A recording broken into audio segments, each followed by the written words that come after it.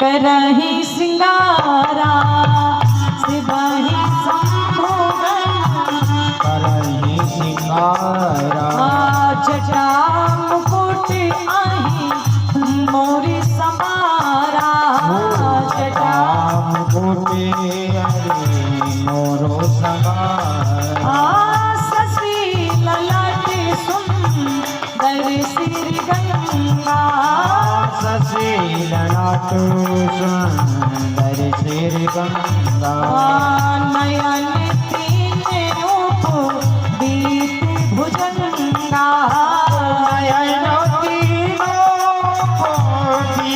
भुजंगा शशि ललाट सुंदर श्री गंगा शशि ललाट सुंदर श्री गंगा।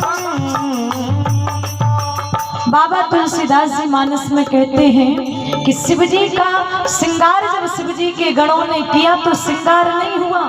बोले फिर क्या हुआ? बोले शिवहि शंभुगन करहि श्रृंगारा। श्रृंगारा हुआ शिव जी का, श्रृंगार नहीं हुआ। कैसे? नंदी भृंगी कहते हैं बताओ बाबा कैसे तैयार करना है?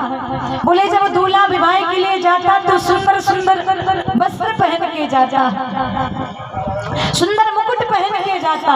तो नंदी भृंगी ने बताया क्या किया? जब शिव जी की काम दहन के समय जो जटाएं बिखर गई थी, एक साथ ऊपर जोड़ा बनाकर नंदी भृंगी ने जटा मुकुट, जटाओं का मुकुट बनाकर अहि मोरी संभारा।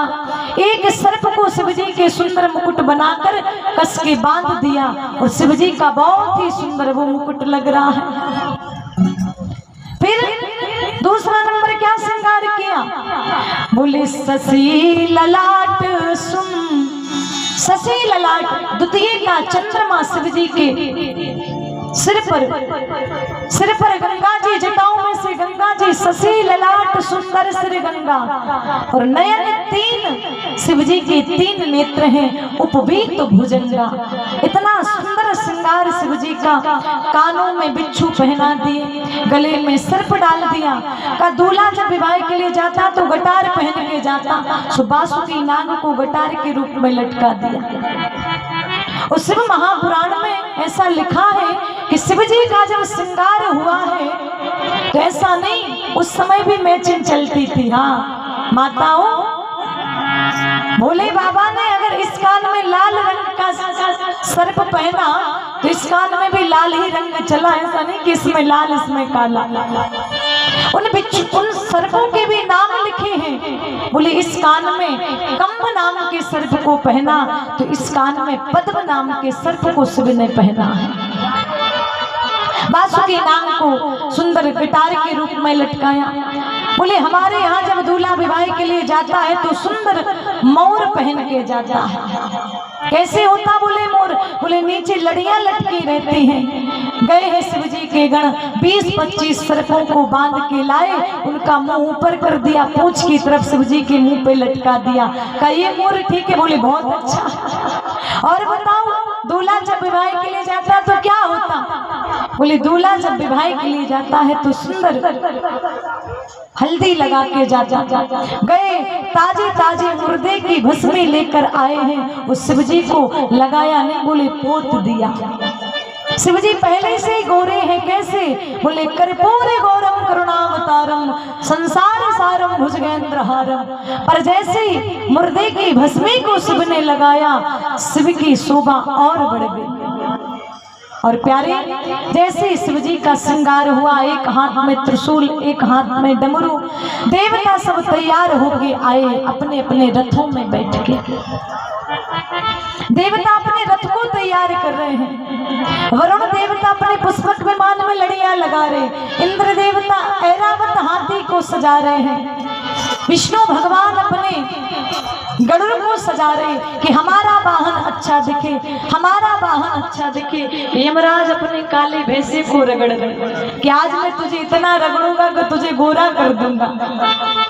सब देवता आए।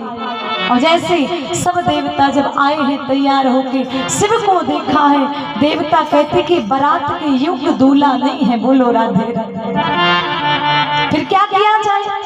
तो बाबा भगवान विष्णु बड़े चतुर हैं, देवताओं से कहा, बोले एक काम करो, अगर इनके साथ में चलोगे तो कोई पानी की भी नहीं पूछने वाला। फिर क्या करें? बोले अलग अलग अपने अपने समाज को कर लो। तो देवताओं का समाज अलग कर दिया और शिव का समाज अलग हो गया। और जैसे देवताओं का समाज जब अलग हुआ है और शिव का समाज अलग हुआ, तो शिव के समाज में तो 3 ही जन थे, नंदी, भृंगी और बाबा भोलेनाथ। पर जैसे ही भोले बाबा ने एक आवाज लगाई, जितने भी भूत प्रेत थे सब हाथ जोड़ जोड़ के आ गए, भोले बाबा को प्रणाम किया। बाबा आज्ञा करो, क्या बात है? भोले बाबा कहते सबको बारात में चलना है, तैयार हो जाओ। और जैसे भूत प्रेत आए, बाबा तुलसीदास जी मानस में लिखते हैं, देवताओं का समाज आगे निकल गया। बस 5-10 मिनट और आप लोग बैठे, फिर भगवान की मंगल में आरती होगी, तो आरती करके ही जाएं। अगर जो शिव के विवाह की कथा को नहीं सुनेगा, शिव जी के विवाह में भूत प्रेत गए, और अगर एक भूत प्रेत आपके घर में पहुंच जाए तो रात भर नहीं सो पाओगे। हाँ, इसलिए विवाह करके ही आप लोग जाए शंकर जी का। चले हैं देवता, आगे चले जा रहे हैं, पीछे शिव का समाज है। शिव जी जब बैठे